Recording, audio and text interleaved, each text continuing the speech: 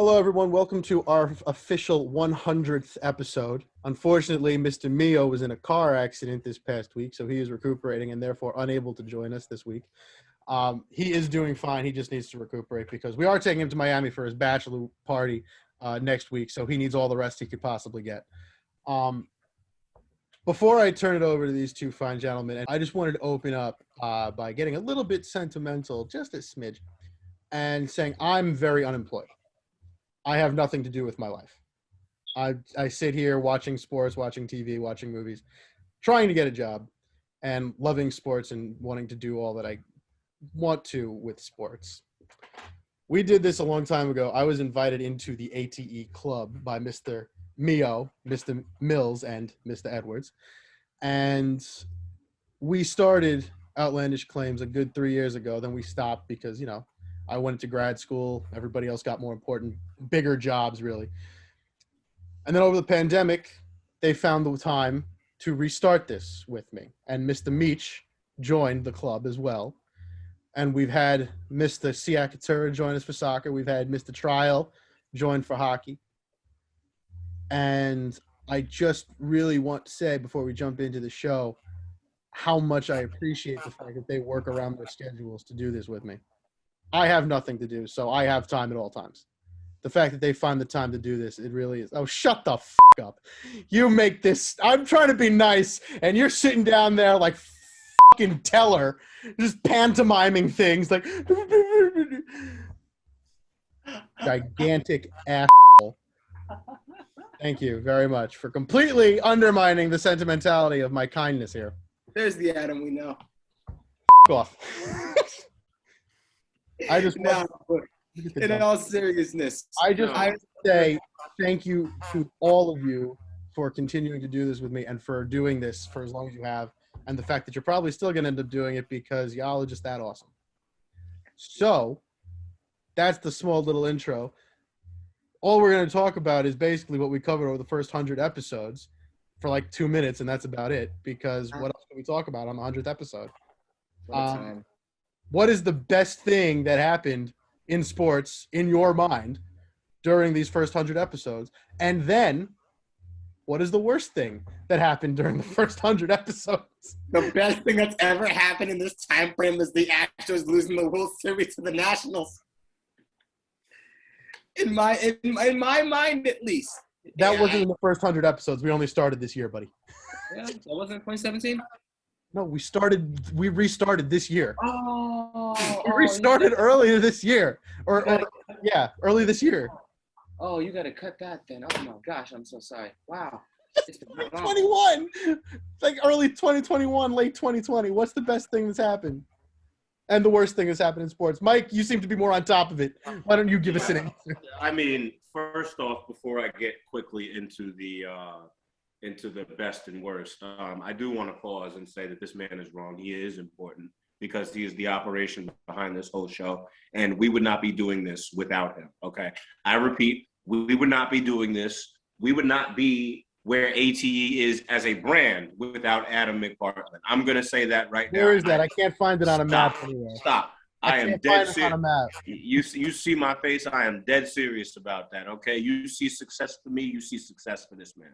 That's just number one. Number two, best and worst. I mean, the best moment for me throughout the first 100 episodes just had to be the level, and it wasn't one specific moment, but just the level of energy that we bring every week. We make it work every single week, and we come prepared. We have evolved, and we have not only, in my opinion, this time around, taking this as less of a hobby, but more so in all seriousness as an actual show. We used to goof around. We used to come on here drunk. We used to just have a bunch of other people who had no business being on this show on a routine basis. And those are facts. So again, that is a testament to this man's vision and this man's work ethic.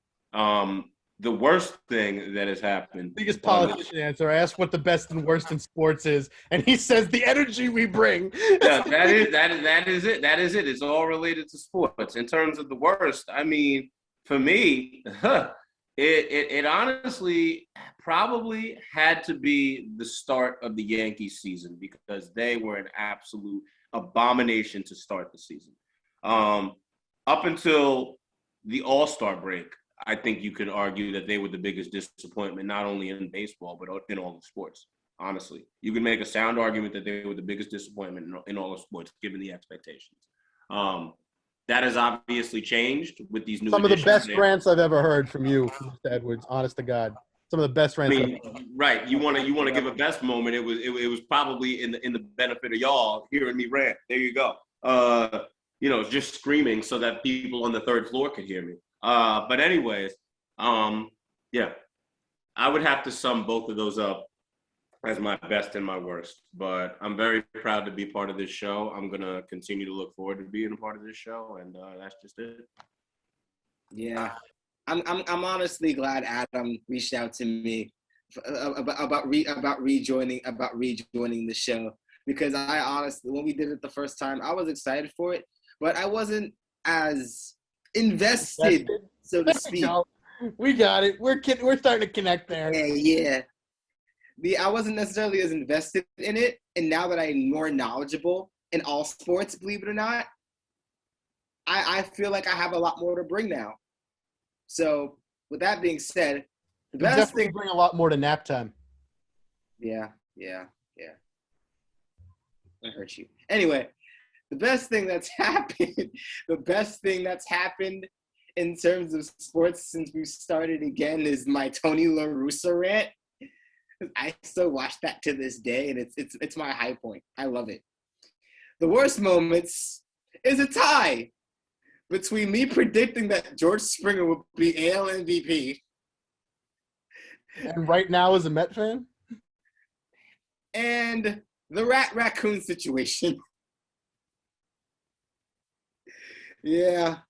You could also throw in Anthony Rendon being picked as my MVP. So there you go. All right. Christ, I forgot about Rendon. Oh my God. He wasn't your MVP. He's in the AL. Your pick was Vlad Guerrero Jr. No, initially to start off when we originally started off. Yeah. Originally started off, I had Rendon. Yeah. You changed it. All right. I changed it early. I called it early, but I'm just saying. Yeah. All right. I appreciate the honesty. I'm shocked though. Well, on that note, I will tie in my worst, picking Matt Chapman as the MVP. How's that looking, Adam? I picked the wrong Matt. That's how it's looking. I should have picked Matt Olson. Yep. That's how it's looking right about now. I picked the wrong fucking Matt. Let me tell you. Jeez. But I mean, there's nothing better than. I mean, it's a tie, really. But I mean, the ultimate best is the repeat. He's get out the lotion. He's done it again. Get out the lotion. Jesus. Oh my God. And then, I mean, I said it was a tie because this is, I mean, I'm a fan. I'm emotionally connected to Tampa Bay Lightning. But it's 1 and 1A because Carey Price getting to the Stanley Cup Finals after, like, how many years of being the only player on the Canadiens that could actually skate and do something. And he's a freaking goalie. It took him 10 years to get there. And, I mean, he might not even get back. I was just honest and so happy to see him get there. I'm glad he won a game too. Shout out for a tie also for my worst moment was watching Seattle have a really awful expansion draft. God, that was just – I mean, that was hilarious to watch, but it was just painful. You should have taken Carey Price. You could have taken this man, and you were like, nah, I'm good. So many different ways to go. And none of them were correct. I'm not getting back into this. That will do it for our 100th special. Gentlemen, once again, thank you very much for always sticking around and doing this. Gio's not here, but, I mean, he's got reasons. That poor boy gets worked harder than anybody. I mean, not necessarily even harder, but just dumber hours. Like, he gets worked hard, but he gets worked hard at stupid hours. The boy has to wake up at, like, 3 a.m. to get to work. So the dude is entitled to take a couple of weeks off and do nothing. And then he gets into a car accident, let him take off till freaking December. I don't care.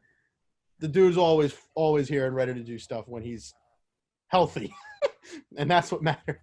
And he's implemented the stat of the day, so big ups to him. He implemented the stat of the day. That's something that we still do, and we're going to continue to do because it's the best thing ever. Amen. Shout out Gio.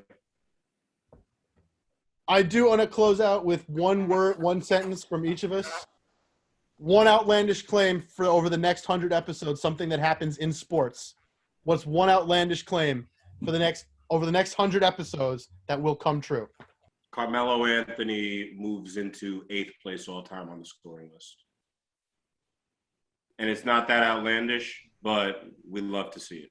All right, I'll write that down. 27 points. Mr. Meach, what you got? Tom Brady loses in the Super Bowl to Josh Allen. All right. And my outlandish claim is Blue Jays win the World Series. Just snap.